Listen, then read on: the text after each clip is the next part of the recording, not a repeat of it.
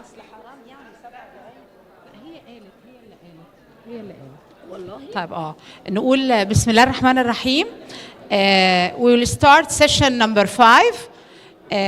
Before introducing the first speaker, let me thank Professor Dr. Azza Tantawi for this scientific meeting and this very great scientific sessions. There is small change in the program. Professor هي Dr. Khadiga Tonbary will present as a first speaker in this session.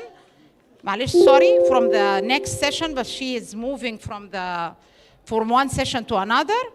Dr. Khadiga, Assistant Professor of Pediatric at Shams University, and she will present short stature and other stigmata, clue to rare diseases. تفضلي دكتورة خديجة. Thank you so much for Professor Azza Tantawi and the organizing committee and for the chairpersons. And I'm so sorry for this disturbance because I have a flight. So I will take only a few minutes to present this interesting case. I'm not a genetic expert and also not an immunology expert, but I hope you will be enlightened by this short case. ممكن استأذن حضراتكم هدوء في القاعة عشان نسمع الحالة الجميلة بتاعت دكتورة خديجة. شكرا لحضراتكم. So this is our young Hanin. She's a short girl, nice girl. So let's start quickly with her age. She's 6 years and a half old girl. She's a third in order of birth of first cousin parents. Her weight and height are below less than -2 standard deviation, below the mean.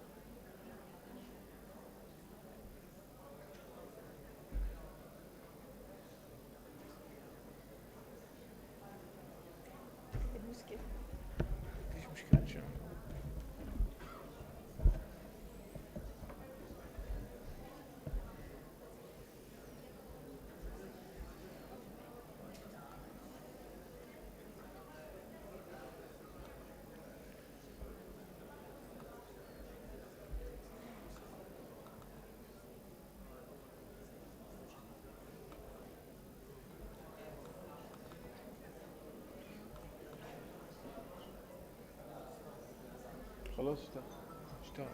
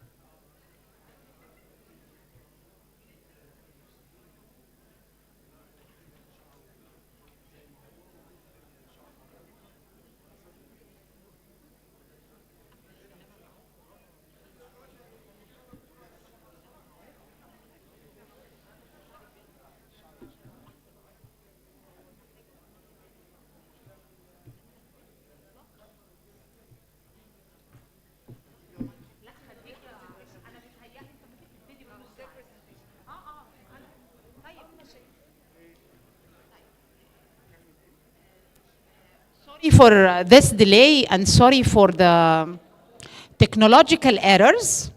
ولكن دكتورة خديجة, she is a very competent presenter and she will present without the aid of the audio visual. لا visual بس هتعملكوا يعني auditory presentation.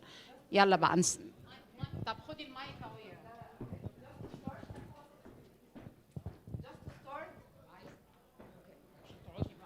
It's a very interesting case of a 6-year-and-a-half-old girl. She's the third in order of birth of first cousin consanguineous parents. I want to attract your attention, please. She's short for age. She was referred to our hematology clinic from the endocrine clinic. Her weight and height, she's stunted. Her weight and height are much far below the -2 standard deviation below the mean, but mainly the linear growth is more affected than the weight. She's a girl, she's short, failing to thrive, and she is a daughter of first cousin's consanguinity. So she was referred to us because in the endocrinology clinic and after the first level investigations, she was found to have persistent anemia. So, whenever you have a short child, what's your first level investigations? First of all, as you all know, a complete blood count for any anemia or evidence of malnutrition in the form of anemia, bone age. As a girl, we have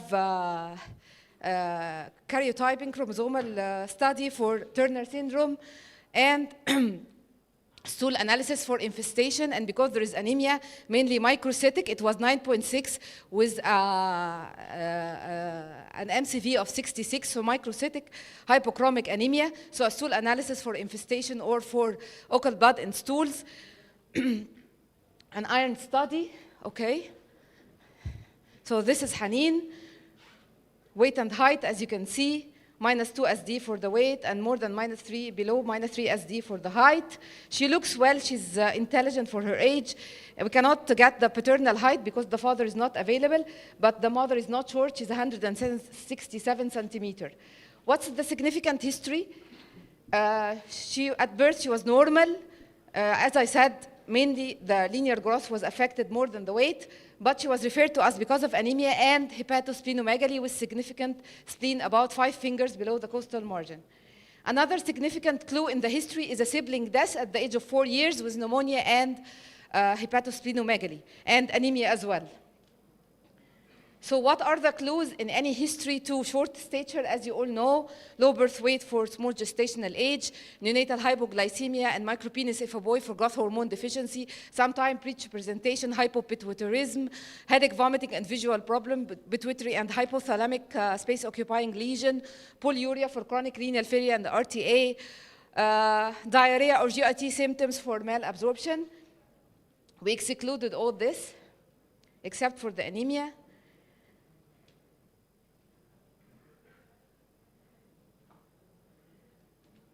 And we started examining her as we showed the anthropometric measures, no dysmorphic features. So she has a bit cushingoid features, but she looks like the mother. She's pale, had hepatosplenomegaly, and she has evident mucocutaneous candidiasis. As you can see, these are the pictures from the patient. These serpentine lesions, when you see it from a close aspect, are not urticarial lesions. They are serpentine raised erythematous lesion. And it's like mucocutaneous infection and infection as well, onychomycosis. And she presented also with these skin lesions around the anal cleft. So as I said, baseline investigation, a CBC which was normal except for microcytic hypochromic anemia with normal iron profile and normal blood film, but the corrected retics was less than 1. Normal liver functions, electrophoresis was normal, normal vitamin D, delayed bone age, it was 3 years, and other stool was normal, and karyotype was 46XX. Second level investigations, we did a celiac screen with the total serum IgA as well, and anti-tissue transglutaminase, and it was normal. Normal thyroid function test, low IGF-1, but slightly low, and we planned for a growth hormone provocation test. We did skeletal survey we were doubting before the mucocutaneous evident manifestation that maybe she's Gaucher as well, and we are planning for neuroimaging as well. Growth hormone provocation test with clonidine, it showed a peak of 6.2, which is still low, below 10, but not very low. So, what's our approach now? This patient initially was referred to the insurance hospital, asking for genetic testing or whole exome sequencing, and actually it was denied by the genetic consultant, asking to give her growth hormone and then re-evaluate. But we had a different approach. Shall we approach the short stature?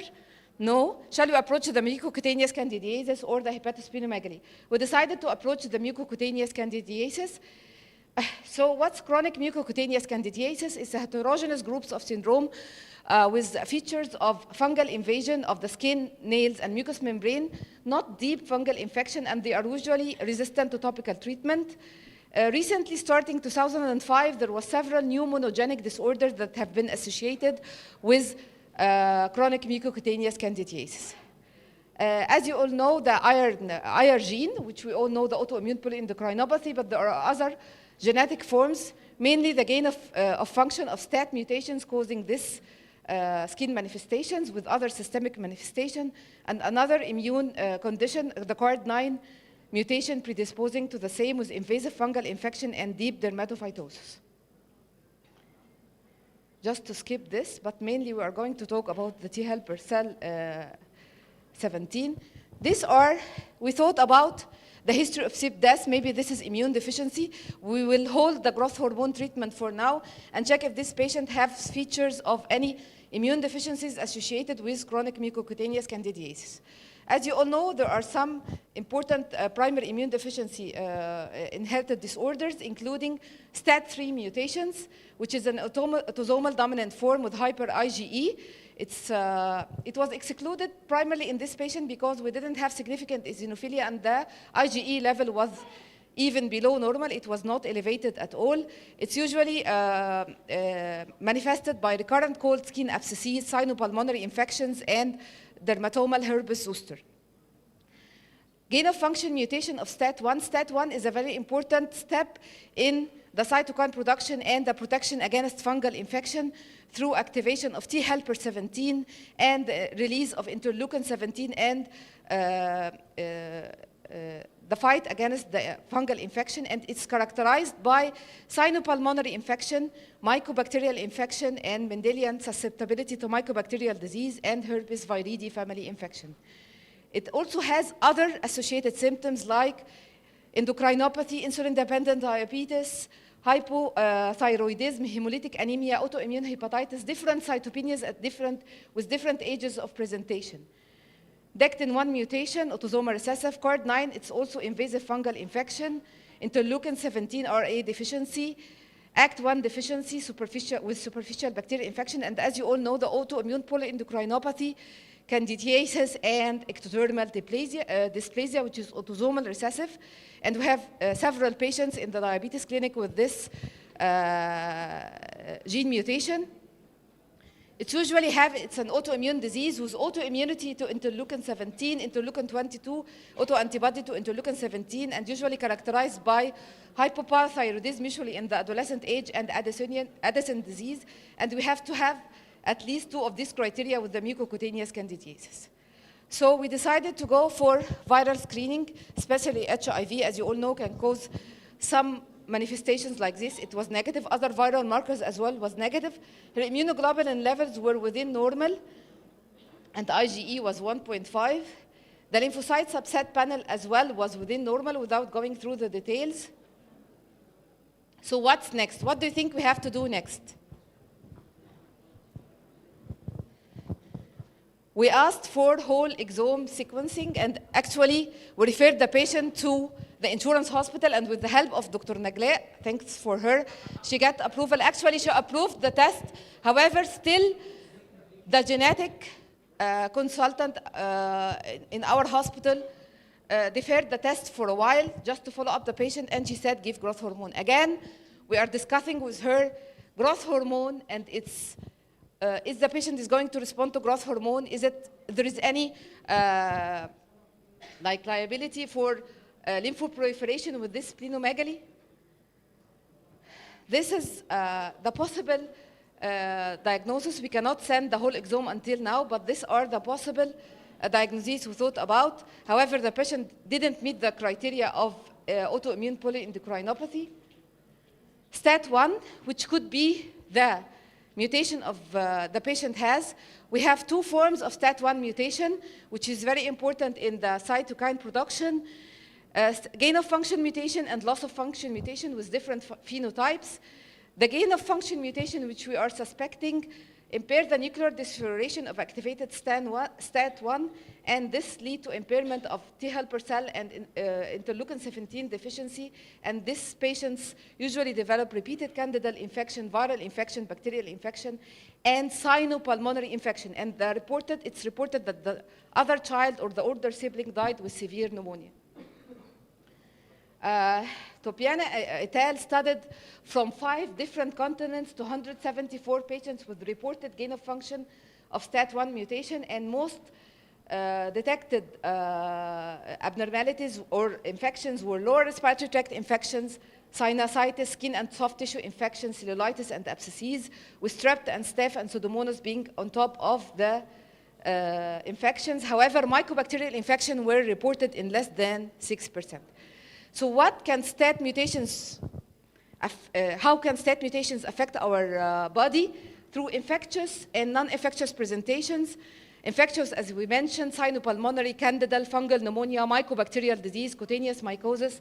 Non-infectious, a wide spectrum, including inflammatory bowel disease, autoimmune hepatitis, esophageal dysphagia, thyroid disease, autoimmune, aneurysm, cerebral aneurysm, and is the cause of death of some of the reported cases, autoimmune manifestations, and systemic autoimmunity. I will not go through other STAT mutations, including STAT5 and STAT3, but the STAT family is an interactive family which ranges from disease spectrum, from primary immune deficiency to autoimmunity, okay?